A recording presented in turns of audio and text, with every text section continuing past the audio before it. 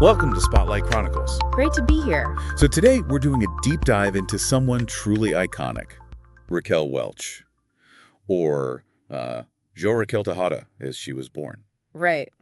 And specifically, we're looking at her relationship with her Latina heritage, which is quite a fascinating story. It really is. We're drawing on a couple of key sources. There's a New York Times piece from back in 2002, and then a more recent NBC News article from 2023, after she passed. And both really explore her life, her career, and this whole identity piece. Exactly. So our mission really is to unpack that, identity, the pressures Hollywood puts on people, especially around assimilation, and how Latino representation has shifted over time all through her experience. It's a great lens to look through, and maybe we should start right at the beginning. Her childhood. Born Jo-Raquel Tejada, Chicago, 1940. And her father, Armando Tejada, he was a Bolivian immigrant. The sources mention he really emphasized assimilation. Yeah, strongly. To the point where Spanish was basically banned in their home. That's what the articles suggest. And they lived in mostly non-Latino neighborhoods. It was a very deliberate effort to blend in. And Welch herself talked about the impact of that, didn't she? Like a psychological feeling of not knowing who I am. Exactly. That quote really stands out. It speaks to that feeling of disconnection from her roots right from the start. It's easy to judge that now, but the NBC piece adds context, saying this was, a common strategy for immigrants then, trying to shield kids from prejudice maybe. Definitely part of it. It's a survival mechanism almost. But as you said, it came at a cost to her sense of self. And then she gets to Hollywood, and it's like history repeats itself, but on a bigger stage. Totally. The New York Times mentions 20th Century Fox actually wanted her to change her first name to Debbie. Debbie.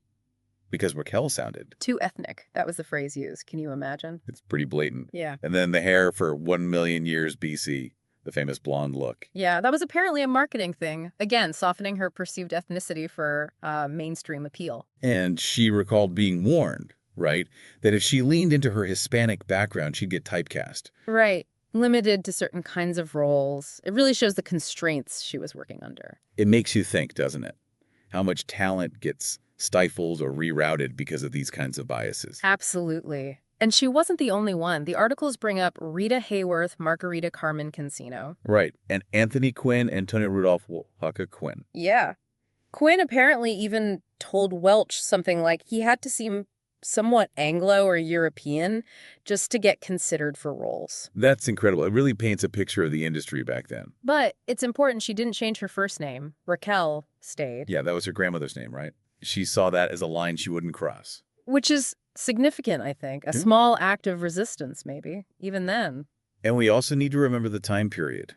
The 60s. The language was different. Oh, definitely. As the NBC article points out, terms like Hispanic or Latino, they just weren't common currency then. No widespread use. And things like Hispanic Heritage Month. That was decades away, not until 1988. Right, so the whole public conversation around ethnicity was just different.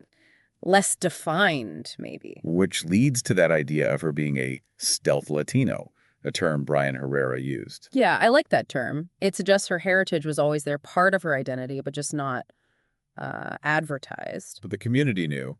Seems like it.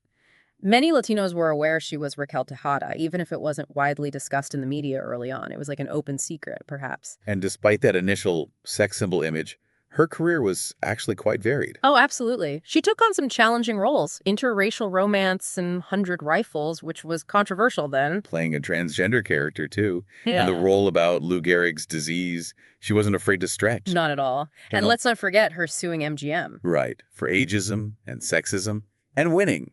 That took guts. An unlikely heroine, as one source put it. Definitely. Showed a different kind of strength. Okay, so then we get to the early 2000s, and there's this noticeable shift. A big shift. She starts publicly talking about and embracing her Latina heritage. And that role in American Family seems key. The PBS show about a Mexican-American family, she played Endora. Yeah, that felt like a real turning point. The New York Times piece from 2002 really captures her feelings about it. What did she say? She said, "I'm happy to acknowledge it, and it's long overdue, and it's very welcome." And then she added, "There's been kind of an empty place here in my heart and also in my work for a long, long time." Wow. That's powerful. Like a weight lifted, maybe? It sounds like it. A real sense of coming home to a part of herself she'd kept quiet for so long. And after that, she seemed to lean into it more, didn't she? Yeah, she did projects like Tortilla Soup, How to Be a Latin Lover. She got a Lifetime Achievement Award from the Imogen Foundation, which supports positive portrayals of Latinos. And she started learning Spanish properly, planning trips to Bolivia. Exactly. It wasn't just talk. She was actively trying to reconnect. It felt like a very conscious reclaiming of her identity. Which is fascinating when you set it against the ongoing struggles for Latino actors in Hollywood. Right, because even in the early 2000s, Felix Sanchez from the National Hispanic Foundation for the Arts was pointing out this pressure. What pressure was that? The need to be ethnically present to the Latino audience, but ethnically invisible to a majority audience. That balancing act to get mainstream roles. So even as Welch was embracing her heritage, others still felt they had to downplay theirs. That's Yeah, complicated. very. And Luis Reyes, who co-wrote Hispanics in Hollywood, stressed the need for diversity within the representation, not just having Latino actors, but showing a wide range of experiences.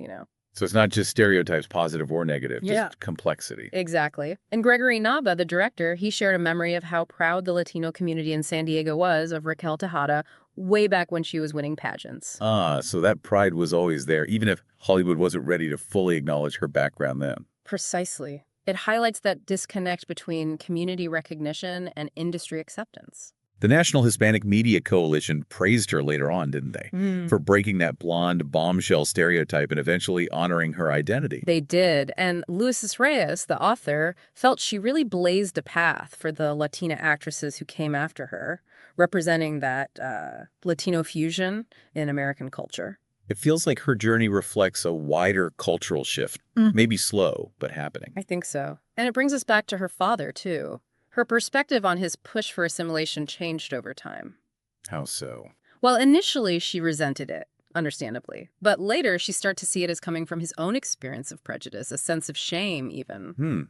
Understanding the pressures he faced back then. Right. She said, in a way, he didn't have a choice. It adds this layer of empathy, looking back. So putting it all together, her life story really mirrors these bigger themes, doesn't it?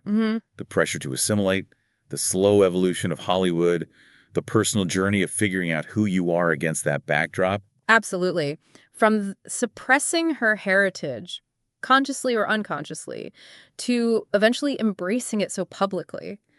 It's a powerful narrative about identity in America, specifically within the entertainment world. Her story really underscores the ongoing tension between fitting in and staying true to your roots and how much work still needs to be done for authentic representation. Definitely. Which leaves us with something for you, the listener, to think about. How is the entertainment industry evolving today in representing different identities? Yeah, and what's the interplay between individual choices, like Welch deciding to speak out, and these bigger cultural shifts that demand better representation? It's a continuing conversation for sure. It is indeed. Well, that wraps up our deep dive for today. Thanks for tuning in to Spotlight Chronicles. See you next time. See you next time on Spotlight Chronicles.